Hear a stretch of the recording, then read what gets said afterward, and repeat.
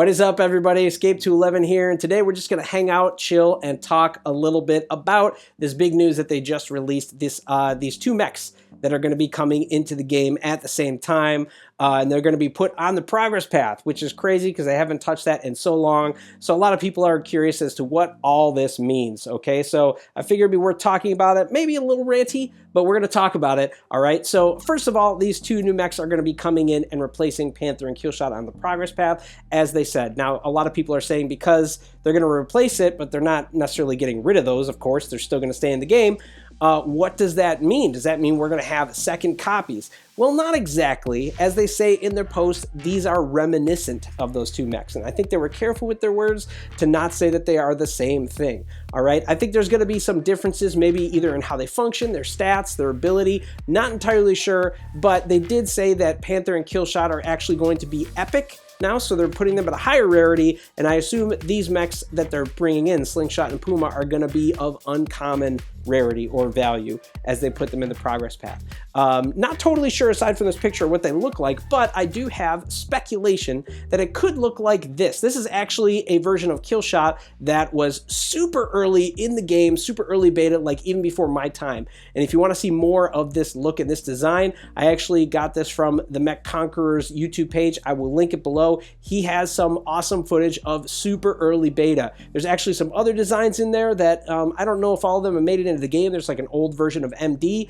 and I think there might be some other old weapons that he kind of looks at here and there. But he does have a little bit of footage of this like Killshot variant in play, so you should definitely go check that out. But it makes me wonder what these things are actually going to look like, because they have been known to repurpose designs in the past. But anyway, we do have an idea that these are going to be somewhat different, and I think that they're just going to be lesser versions of those two mechs. Now, a lot of people are frustrated by this because it means that, you know, we're not going to be able to get those on the progress path, especially if you're a newer player, but you do have 2 weeks to get it now, and if you've been playing for long enough, you're going to keep Killshot and Panther. You're just going to have your blueprints, if you don't have them fully maxed out, to be adjusted in terms of the amount that you have and all that kind of stuff. It probably will be harder to get them, you know, in crates and that kind of stuff, but I don't know. It's just a difference of how many blueprints you get and all that kind of stuff with these two.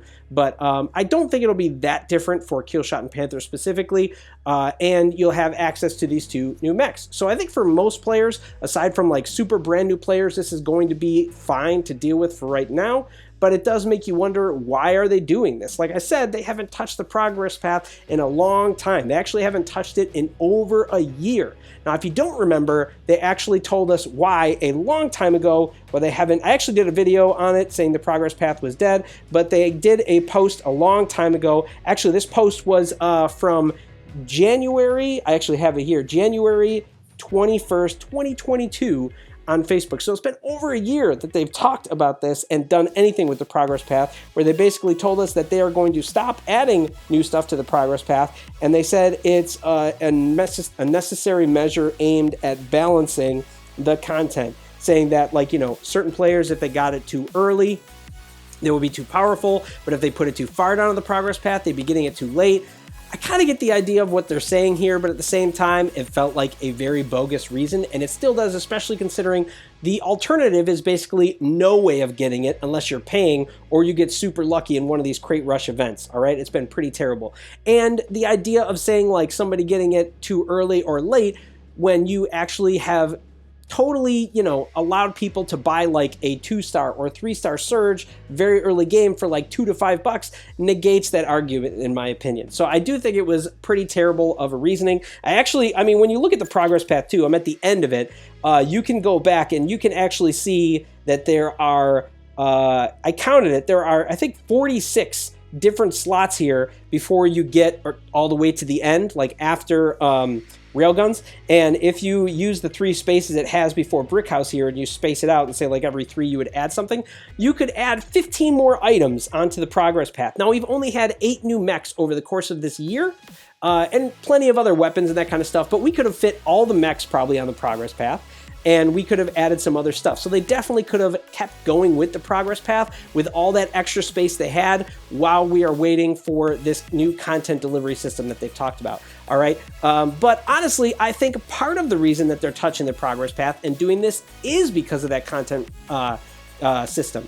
I don't know any other reason as to why they would do it, because I don't understand why they would release brand new mechs and not try to make money on them initially, right? This is the first time they've done this, usually, well, the first time they've done it since like beta, right? Where they put something directly in the progress path that you could outright buy.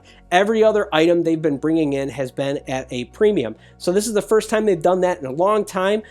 So I can't imagine it's just like, hey, we're just doing this to be nice.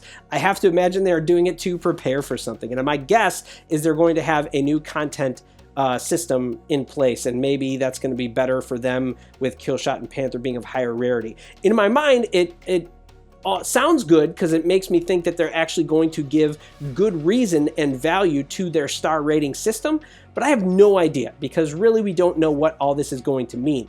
But at least for now, what it means is that you want to make sure you get killshot and panther, and you want to make sure that any other alts that you have, any other friends who just started playing, any other new accounts that you are using, that within this 2-week time that you make sure you get killshot and panther, unlock them, and buy them in the progress path for sure. I would also say if you're able to, it might make sense, I'm not entirely sure, that if you don't have killshot or panther maxed already, or you plan to do a lot of upgrading for them, you may want to open a good amount of crates so that you have those blueprints stacked in, or can start doing some upgrades before they switch it over, just because those blueprints individually will be more expensive later on. I do think that the value system is pretty even, because obviously it takes more uncommon blueprints to rank up or anything like that with an item than it does for epics. So the value probably transitions pretty evenly, but if you're concerned about that, or like you just don't, some people don't get a whole lot of epic blueprints, you may want to do that now just so you don't have to deal with it later. But guys, I mean, you know, those are my initial thoughts on what all this means, all right? So, you know, there's an idea of what you can do right now, but I have my speculations as to what they are doing with this and why they're doing this now. It's definitely a different shift of their process for releasing new stuff, so it does make me wonder, and I would think it would make all of us wonder what is actually going on here. So if you guys have any thoughts as to what you think they're trying to do, you can feel free to comment below. But as always, we will see you out there on the battlefield.